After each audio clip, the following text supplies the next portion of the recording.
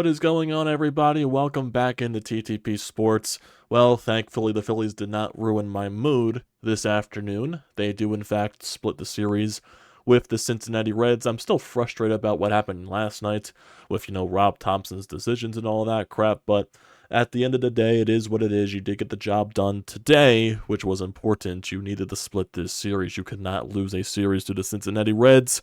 You split it. Two of the games that you won were shutouts. Game 1, Ranger Suarez was excellent.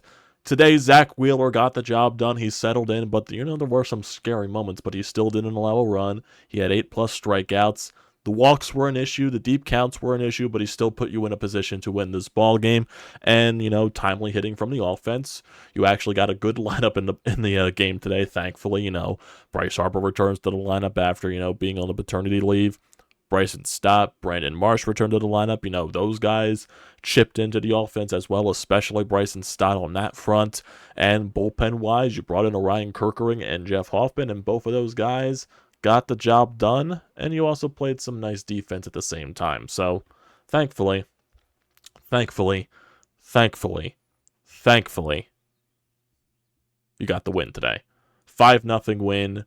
And now it's time to move on to the West Coast road trip for the next two series. San Diego this weekend and the Angels next week. So, a little Phillies after dark action. So, thankfully they got the win today. So my mood isn't soured going into the Sixers Knicks Game 3 and also the NFL Draft, because I can already sense my mood being soured because of those, and I don't want to have the premature sour mood going into it.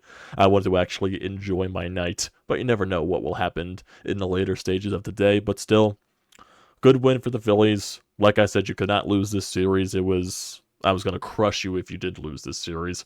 So you split, is what it is. If you look at the lineup today, Trey Turner stood out. Bryce Harper, especially coming back, he had a 2-run shot in that, 4-run third inning for the Phillies, which was huge, basically, and were the winning runs of the ball game. Bryson Stott was huge. He had a couple of RBIs in this game as well. There were some guys, basically the entire 2 through 8 in the lineup. They all did their little bit into the offense today, except for Kyle Schwarber and Johan Rojas. Phillies went 2 for 5. With runners in scoring position, definitely much better than last night's, 4 for 16. So that definitely is an improvement there. And overall, your pitching stats, Zack Wheeler, through the first 2 innings, he had 19 pitches, ran into a lot of trouble in that third, allowed a lot of base runners, and got into a bases-loaded situation. Thankfully, he got out of that unscathed, but he threw like 30 pitches in that third inning. And he still managed to go 6. He did settle down after that, but like I said, the deep counts were an issue, the walks were an issue, but he still managed to get through a game, and it was very solid for you, and that's what matters at the end of the day. 6 innings, 1 hit allowed, 4 walks, 8 strikeouts on 103 pitches. His ERA now drops below 2 at 1.93. Nice to see there. Orion Kerkering, 1 2/3 innings out of the bullpen, 1 hit, 1 walk, 2 strikeouts on 39 pitches. So good to see that from Orion. And Jeff Hoffman got the job done with the last out in the 8th inning, and got the job in the 9th inning. 3 strikeouts for him on 20 pitches. That's what you got to do against this Reds team. That's what you got to do. Brought in Serafini and Dominguez into that situation. He probably would have gave up 4 runs, because that's how Serafini goes. That's just how Serafini goes. But yeah, Trey Turner 3 for 5, Bryce 2 for 3, 2 RBI. Trey Turner's still being electric, just getting a bunch of hits in basically every game. His bat has been on a complete fire. It's great to have Bryce back. I guess you could say he was probably going to do something special today just because of him coming back from paternity leave and, the birth of his new child. So, Bryce is always a flair for the dramatic. Apparently, he did this 5 years ago as well. In 2019, he hit a home run in his first game back from the paternity leave after having his first child. So, Bryce Harper, like I said, a flair for the dramatic like he always is. But that 4th inning was huge for the Phillies. It definitely was. It started with a Nick Castellanos bloop single, then Bryson Stott getting a triple down the right field line to make it 1-0 Phillies. Then Schwarber manages to get a sacrifice fly, so productive out there. Trey Turner got a ground rule double to deep center field, so he got on second base for Bryce Harper. And then Bryce Harper, basically, as the fans behind him were chirping him for some reason, because every ballpark still does this. I have no idea why. Calling him overrated, saying whiff or something like that. And then Bryce Harper, the very next second, crushes the ball into the stands, and then he does a little bit of showboating to the people behind home plate, which was kind of funny in that aspect. So hey, puts the Phillies up 4-0 in that scenario. Bohm did double after Harper's home run, but JT was not able to knock him in. And then you get into that crazy third inning with Zack Wheeler. Leadoff walk, then a single. Then he manages to get 2 strikeouts in a row. Then he walks De La Cruz on a very, very, very, very, very long at bat. The Reds were making, Zack pitch in this inning. They definitely were, a lot of full counts. 3-2 counts and everything like that. De La Cruz's at bat was 5 pitches long after going behind 0-2 in that count. And then the Spencer Steer at bat was 9 pitches long. It was a 2-2 count, and he did crush the ball to right field, but thankfully it died right at the warning track for Nick Castellanos to make the catch and for Wheeler to get out of that inning unscathed. Man, that was huge. Man, that was huge for you in that aspect. And then Zack Wheeler basically settled down the rest of the way. The Phillies did have some more opportunities. Trey Turner and Bryce Harper got on with 2 outs in the top of the 5th. Alec Bohm wasn't able to do anything there. Top of the 6th, you managed to get another RBI home. JT with a leadoff single, but then he gets called stealing. Brandon Marsh gets on, then he steals, and then Stott manages to get the RBI single with 2 outs to knock home Marshy, making it 5-0. Wheeler ran into a little bit of trouble in the 6th, a leadoff walk, but then managed to double up Ellie De La Cruz on the double play there, so that was huge in that aspect. But then a 2-out walk, and then managed to get out of that inning, finish his day off after the 6th, basically going for the rest of the game. Some more quiet stuff. Orion Kerkering with a 1-2-3 inning in the 7th, and then, he had a first out in the 8th, allowed a single, then struck out, then walked Ellie again. Ellie drew 2 walks today, so he was being a very stingy at bat. Thankfully, we don't have to see him the rest of the season. And Jeff Hoffman came in to finish the job there. And then in the 9th inning, after a 1-out single, he managed to get 3 strikeouts in the bottom of the 9th inning to close it out. So good stuff there from your bullpen.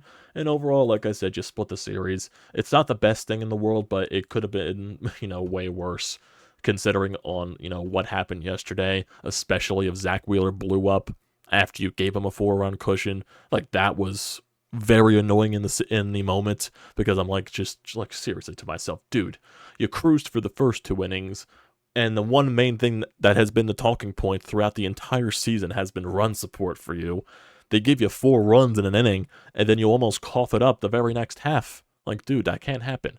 Like, I don't care how long that top of the 3rd inning was, man. You're our ace. You got to find a way. And he did find a way to get out of it without allowing a run. But you can't be allowing all those walks.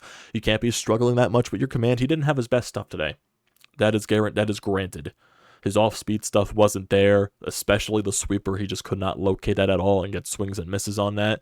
The splitter was effective. The fastball was effective. But still, when you don't have, one of the pitches that's, part of his arsenal, he kind of, you get that type of day that you had from him today. And still, the day that he had from Zack Wheeler was 6 innings scoreless baseball with 8+ strikeouts. So I just need a little more, crisp. I can't have that, heart attack there in the 3rd inning from my ace. I just can't have that. I expect greatness from Zack Wheeler. He still went scoreless and only allowed 1 hit. But the walks, the deep counts, just need a little bit more better there from Mr. Wheeler, even though he was still far from the issue in this game, in my honest opinion.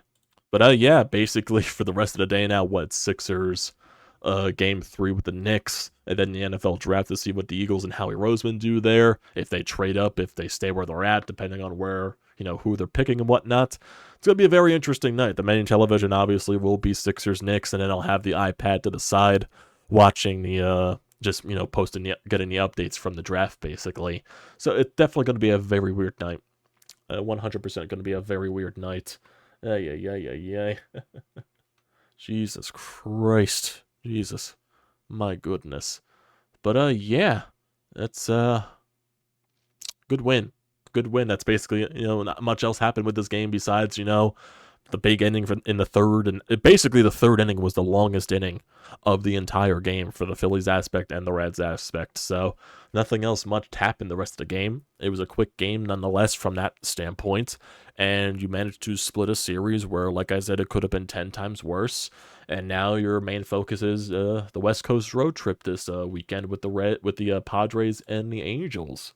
So if you're looking at pitching matchups this weekend, tomorrow's going to be Aaron Nola against Joe Musgrove, then Ranger Suarez against Dylan Cease, and then Taijuan Walker is going to make his debut on Sunday against, I believe that's Michael King for the Padres. And then if you go to the Angels series, it'll be Christopher Sanchez going up against Griffin Canning, and then it'll be Zack Wheeler going up against, I believe that's Tyler Anderson, and then it'll be Aaron Nola going up against Patrick Sandoval. So that'll be interesting there. That's two lefties in the Angels series. And then for the San Diego Padres, it's all right-handed pitchers. Starting-wise, Joe Musgrove, I believe his numbers are not the best yet. He's 3-2 with a 5.74 ERA. So he hasn't been the best. He's allowed 4 earned runs, 1 earned run, 4 earned runs, 3 earned runs, 3 earned runs so far in his 5 starts this year. For Dylan Cease, I believe his numbers are very good. Yep, 3-1 with a 1.82 ERA. He has been electric for the Padres. After allowing 4 runs combined in his first 2 starts, his following 3 starts, he's only allowed 2 earned runs, then 8 strikeouts, 7 strikeouts. He's been a consistent 7+ strikeout pitcher so far to start the season. And for Michael King, he's 2-2 with a 4.11 ERA. So that is interesting there. You just got to find a way to get some wins here. I believe if you're looking at the Padres, what they're doing in the NL West, they're currently in second place in the NL West. They're 14-13. They're 6-8 at home while being 8-5 on the road. Their run differential is +10. They're 6-4 in their last 10 games. So it's going to be a difficult series because the Padres, they got some really good players, especially on the offensive side. Their pitching is still solid. I know last year they really struggled in 1-run games and extra inning situations. So you knew that was eventually going to end at some point. The Padres are still a solid team, so it's going to be a tough series, but you still got to try to win that series. And for the Los Angeles Angels, they're 10-15. Mike Trout's on an absolute heater, but of course, no one gets on base for him, so he has 9? I believe he has 8-9 home runs and only 12 RBI. So, yeah, that's the season for Mike Trout. Get him the hell out of fucking Anaheim. That is basically it there. But, yeah, got yourselves a good win here. You split the series, is what it is at the end of the day, and now you move forward for the West Coast road trip. In terms of recaps for this weekend, it's definitely going to be interesting because they are late-night games, so I do want to see the times for these games. I definitely glossed over that. So Friday is going to be 9:40, Saturday is going to be 8:40, and then Sunday will be 4:10, actually. 4:10. 9:40, 8:40, and 4:10. And then for the Angels series, it'll be 9:38, 9:38, and then 4:07. So I'm trying to debate on what to do there. In terms of recap-wise, Friday, maybe not, just depending on how late the game ends. That all depends on at the end of the day. Maybe I'll do a watch party for maybe 2 of these games. Maybe 1 game for each series. Maybe we'll do, maybe we could do Saturday at 8:40. And then maybe we could do one of the late night Angels games with maybe Zack Wheeler on the mound. Maybe that could be the goal there. So definitely just look out for that stuff. Going to be a busy night tonight in terms of Sixers and draft. Sixers will get the priority. We will also talk about Eagles at some point, whether it's after the Sixers live stream tonight or it's after, basically tomorrow, just wrapping up the rounds basically. So we'll decide how it goes from there. So maybe instead of Phillies on Friday, it'll be Eagles talk on Friday before that game. So we'll see. We'll definitely see there. It's a play-by-ear process, so definitely stay tuned for that. You'll see some stuff pop up in your subscription feed when it does. But as for now, I appreciate you guys joining as always. So don't forget to leave a comment in the comment section down below. Don't forget to drop a like. Don't forget to hit that subscribe button. It does me a great deal of service. And also use the code TTPSPORTS. $20 off your first purchase at SeatGeek. Great deal. Don't pass it up. And yeah, good win for the Phillies today. Appreciate you guys tuning in when you guys decide to. Stay tuned for all the stuff later tonight with the Sixers and the draft. I'll see you then, everybody.